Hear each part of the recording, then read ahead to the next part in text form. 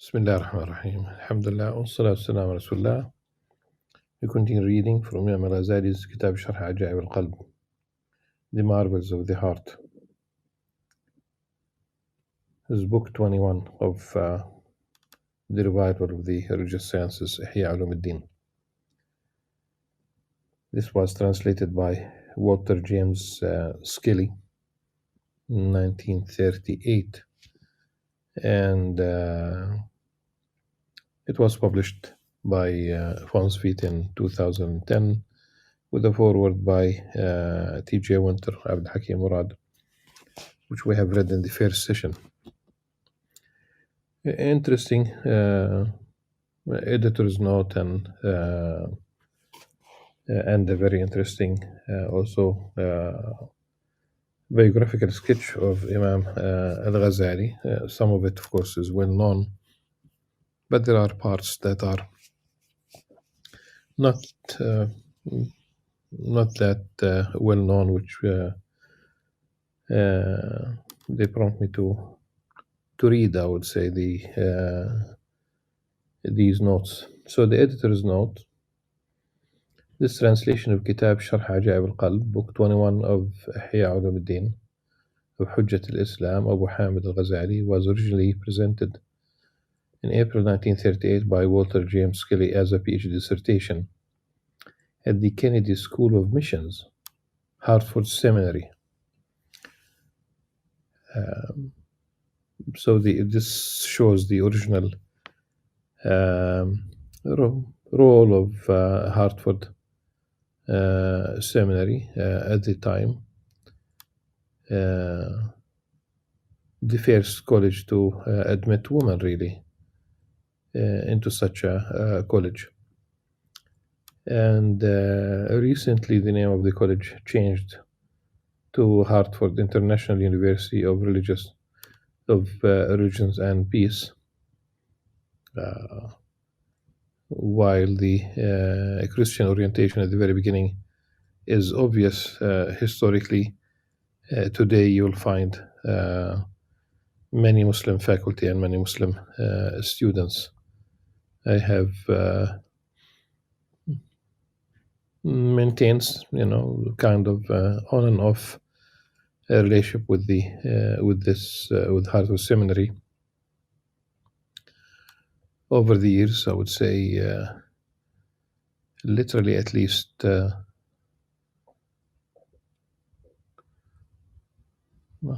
close to 40 years, I would say.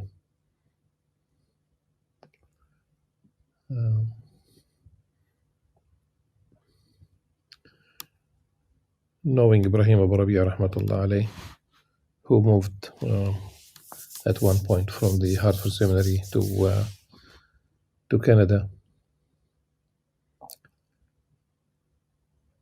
So the title of the PhD dissertation was The Religious Psychology of Al-Ghazali, a translation of his book of the Ihya on the explanation of the wonders of the heart, with introduction and notes. Given its specific purpose, a dissertation at a theological seminary, at the time in which it was written, 72 years ago, you just add another 14, I would say, since 2010, now 2024, so it's 86 years ago. Certain changes were necessary to make the work more accessible to modern readers and appropriate for a broader audience familiar with Islam and its texts. Skilly's introduction is included here, but they have the editor removed the pages that are practically a summary of Imam Al-Ghazali's book. This has been omitted as being an unnecessary and cursory restatement of Imam Al-Ghazali's definitions, metaphors, and parables that is repetitious when it appears before the translation itself. Ultimately, it detracts from the reader's discovery of Imam Al-Ghazali's own more eloquent style. While Skilly naturally used the Quran translations available to him at the time. For example, Rodwell 1924 and Palmer 1928. We have made use of modern translations by Arbery, Pictal, the Yusuf Ali, and Sahih International editions. Quranic verse numbers have been adjusted to follow the standard Cairo edition rather than that of Flugel. In the text where Imam Al-Ghazali has written the beginning of a verse and noted to the end of the verse إلى آخر الآية. In accord with contemporary practices, the editors have completed these verses in hard brackets for the benefit of the reader. With regard to blessings on prophets and others, Skilly states in a footnote, the eulogistic phrases are translated at their first occurrence and then generally omitted, probably for brevity. The editors have retained these blessings to accord with the outlook and intention of Imam Al-Ghazali, who, in keeping with his faith, referred to God, the Exalted Subhanahu wa Ta'ala, and after mentioning any of the prophets or their companions, added the invocations as outlined in the following table with the appropriate Arabic glyphs where available.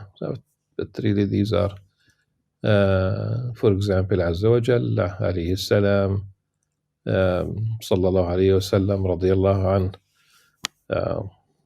Of course, radiyallahu an. This is for the usually the companions of the Prophet sallallahu alayhi wa sallam.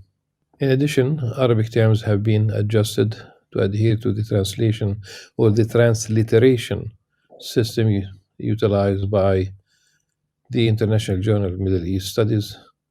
Greek terms are transliterated. Common era CE dates have been added. Wherever the translator has referred to a citation in the first edition of the Encyclopedia of Islam, the editors have added citations to the Encyclopedia of Islam, second edition, which is more readily available. Additional modern sources added by the editors are noted as such in the footnotes and also appear in the bibliography, which has been included in full and reorganized. Finally, an index has been compiled for the benefit of the reader. Further, hadith terminology has been standardized and made consistent throughout the work to reflect common usage in Islamic scholarly texts. With regard to the texts used, Skilly notes that the translation was made from the text in Ithaf Sad al-Muttaqin, Zabidi's, Murtada Zabidi, which is the commentary on the Ihya by Murtada Zabidi, he notes the references, or that references were also made to other texts as follows: Ihya Ulumuddin, published by Mustafa al-Babi al-Halabi, hereafter referred to as Cairo text. This is 1927. The text of the Ihya in the margin of the Ithaf, a manuscript in the Princeton University Library, probably from the 15th century. It is number 1481 and is described in a descriptive catalogue of the Garrett manuscripts deposited in the Princeton University Library.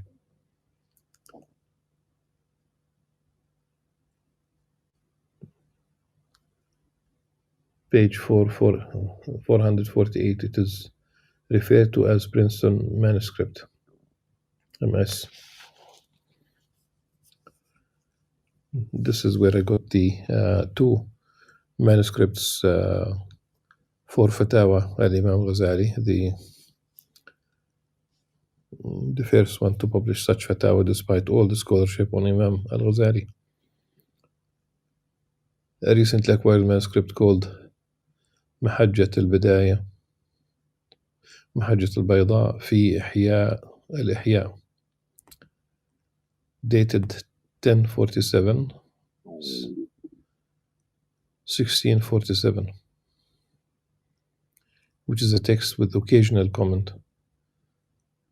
Of course, 1047 is the Islamic calendar, and 1647 of the Common Era. It is referred to as Mahajjat MS, where both manuscripts agree they are indicated by MSS.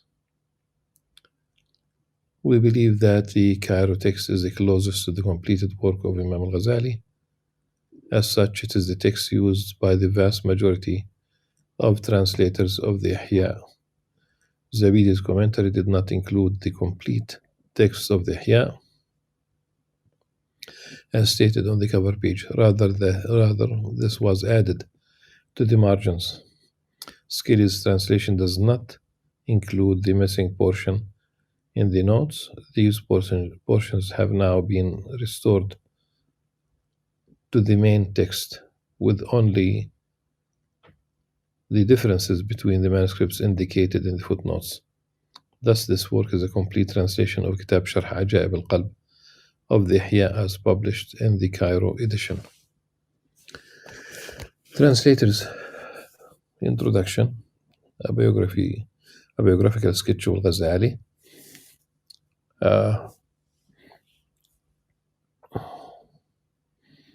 The first part of this sketch speaks about the childhood of Imam Ghazali, something which is known, his days with Imam al-Haramain al-Juwayni, his studies, the fact that Nizam Mulk appointed him to teach at the Nizamiya of Baghdad. And then it starts basically to pave the way for his abandoning his position.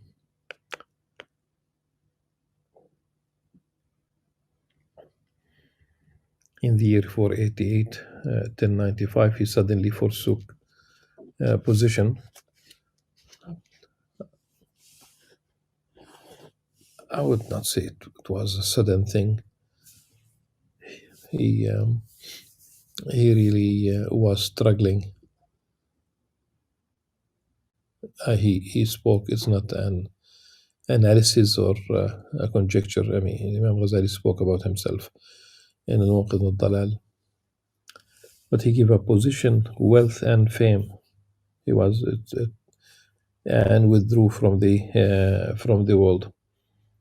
Of course, he went to Damascus, and then to Jerusalem and Hebron, ultimately to Mecca and Medina, and then at one point returning to Baghdad.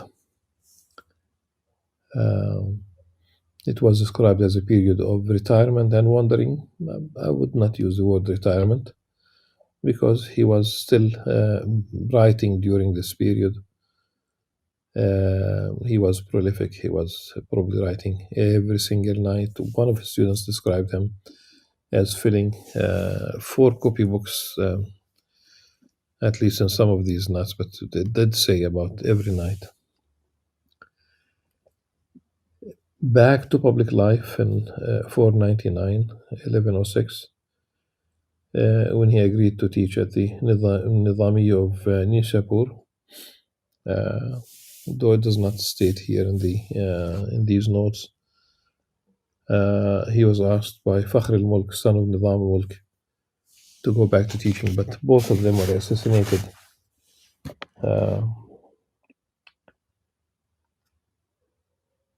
And they were assassinated by the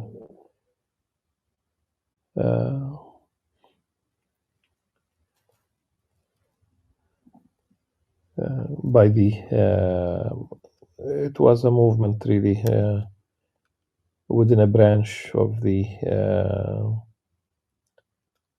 Ismailis, probably the Nizari Ismailis at the time, but it was a campaign that would last 150 years.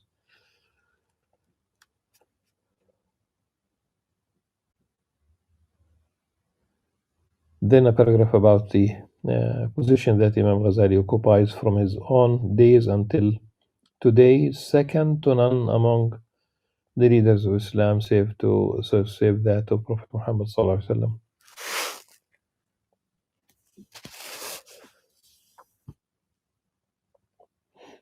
Then a note about the Sayyid Murtada Zabiri's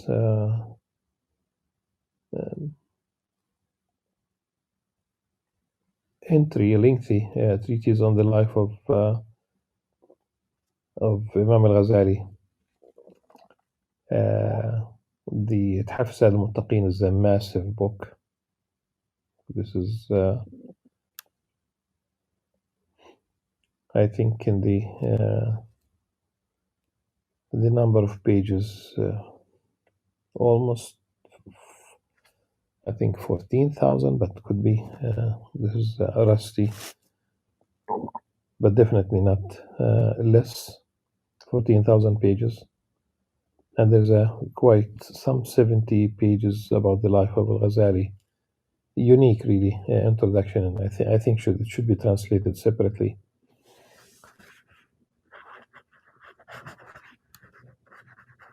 It have itself is not translated.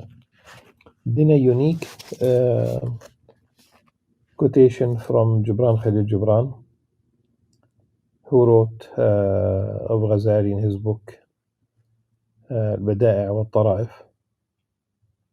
In Gibran's book, he said the following: Al-Ghazali holds a very high place in the minds of Western Orientalists and scholars. They place him, along with Ibn Sina and Ibn Rushd, in the first rank of Oriental philosophers. The spiritually minded among them consider him to represent the noblest and highest thought which has appeared in Islam. Strange to say, I saw on the walls. This is Khalil Gibran saying, strange to say, I saw on the walls of a church in Florence, Italy, built in the 15th century, a picture of Al-Ghazali among the pictures of other philosophers, saints, and theologians, whom the leaders of the church in the Middle Ages considered as the pillars and columns in the temple of absolute spirit. Perhaps stranger than this is the fact that the people of the West know more about Al-Ghazali than do the people of the East. They translate his works and investigate his teachings and search out carefully his philosophic contentions and mystic claims. But we, who still speak and write Arabic, seldom mention Ghazali or discuss him. We are still busied with the shells, as though shells were all that come out from the sea of life to the shores of days and nights. An interesting, really, entry about Al-Ghazali. I think the reference to the story, to the image in the Church of Florence. This is something unique. The second part, there is interest in Al-Ghazali in Western circles, and they are really open to include Al-Ghazali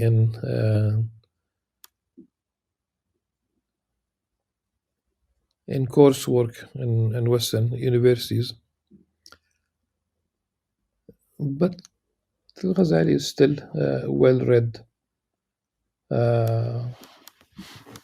in the Arab world. Maybe there's really a regenerated interest, but also Muslims in the West. I know that there are many teachers of Al-Ghazali in Britain, for example, and a very large number of students who are studying with them. This is simply one example, but one can go all the way to the Zaytuna College, Sheikh Hamza Yusuf where Ghazali is well respected and studied, with a conference on international conference on Imam Al-Ghazali a few years ago in Berkeley, California. Uh, so it's hard to say who is studying more, but there is, I would say that there is regenerated interest in Al-Ghazali in in the Muslim world at large. So after Gibran, there is another quotation from a book used in Egyptian secondary and teacher training. Of course, at the time, that's the early part of the 20th century.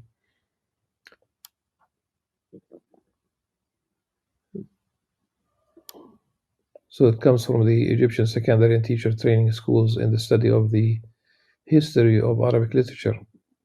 It is الوسيط في الأدب العربي وتاريخه by Sheikh Ahmed al-Iskandari and Sheikh Mustafa Inani as follows. This is the real soul bond between Al-Ghazali and St. Augustine. They are two similar appearances of one principle in spite of the sectarian and social differences existing between their times and environments. I wonder what is the Arabic word where the word sectarian is its translation. And maybe a comment already. It's worth making a comparison between Augustine's Confessions and Ghazali's Al-Muqaddimah al-Dalal.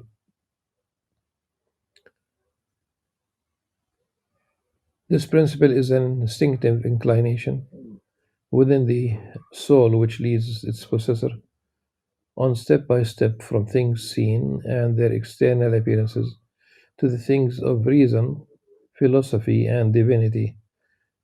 Al-Ghazali separated himself from the world and from the luxury and high position which he had in it. He lived the lonely, solitary life of a mystic, penetrating deeply into the search for those fine threads which join the utmost limit of science to the beginnings of religion, and searching diligently for that hidden vessel in which men's perceptions and experiences are mingled with their feelings and dreams. Augustine had done this 5 centuries before him. Whoever reads his book, Confessions, will find that the book that he took the earth and everything derived therefrom as a ladder on which to mount up to the secret thought of the Supreme Being. Of course, the word ladder would remember us of the name of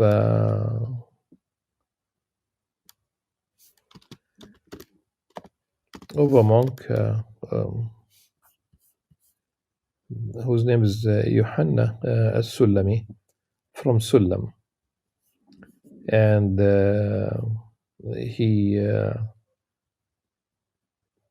wrote about this ladder of virtues, 30 of them. So the image of the ladder, and I think he lived in Sinai, the Sinai Peninsula. He's also sometimes named after Sina, and at least there are also certain things that one can get interested in these in these steps of the ladder as Sullami. However, I have found, and still about this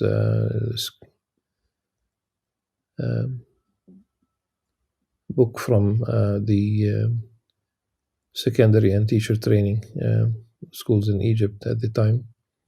However, I found Al-Ghazali to be nearer to the real essence of things and their secrets than St. Augustine was. Perhaps the reason for this lies in the difference between the Arab and Greek scientific theories, which preceded his time, to which the former fell higher, and the theology which occupied the fathers of the church in the second and third centuries of the Common Era,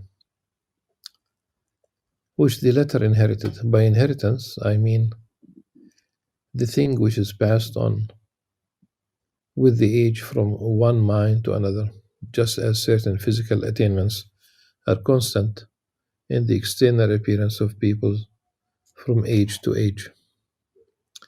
I found Al-Ghazali. I found in Al-Ghazali that which makes him a golden link, joining the mystics of India who had preceded him with the seekers for the divine who followed him. For in the attainments of Buddhist thought there is something akin to Al-Ghazali, and likewise in what Spinoza and William Blake have written in modern times, there's something of his feelings. It's an interesting thing that Sheikh Ahmed Iskandari and Sheikh Mustafa Inani were aware of, whether they were aware of Augustine or Spinoza or William Blake. Al-Ghazali is considered as a supporter of the Ash'ari sect, called the people of the Sunnah, Ahlul Sunnah, which is really an interesting topic for one to discuss. What does it mean? Of course, most Muslims through and through continue to be Ash'arites and Maturidis.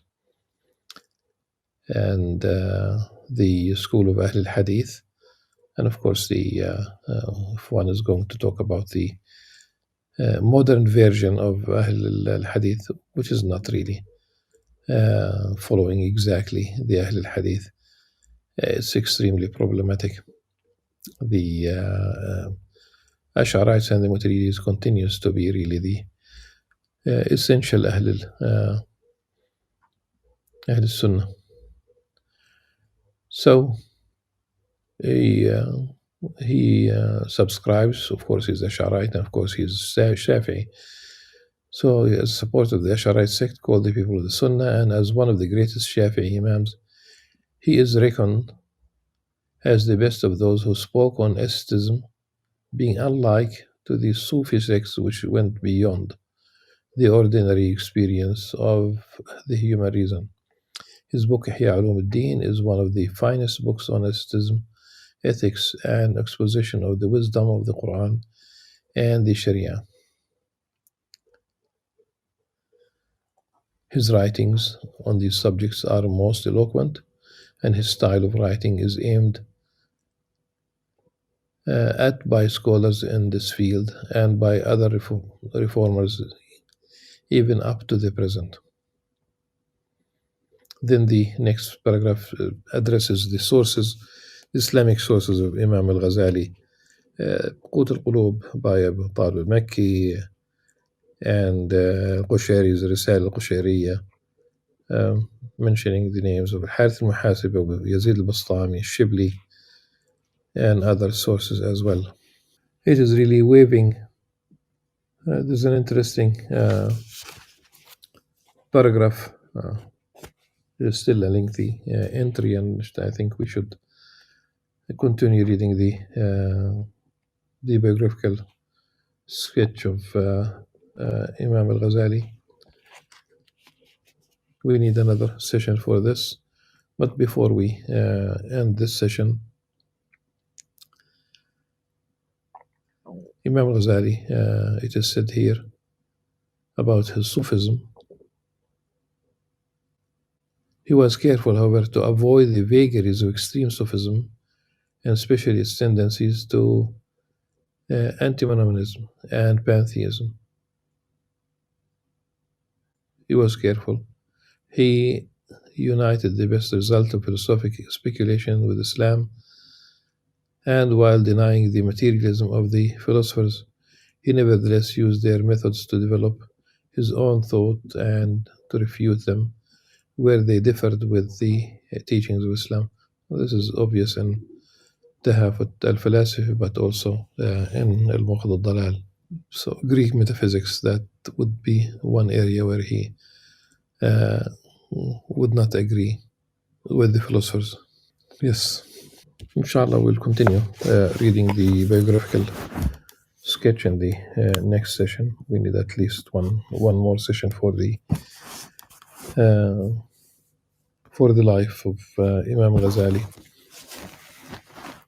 Until then, سبحانك اللهم وبحمدك نشهد أن لا نستغفرك ونتوب إليك. والسلام عليكم ورحمة الله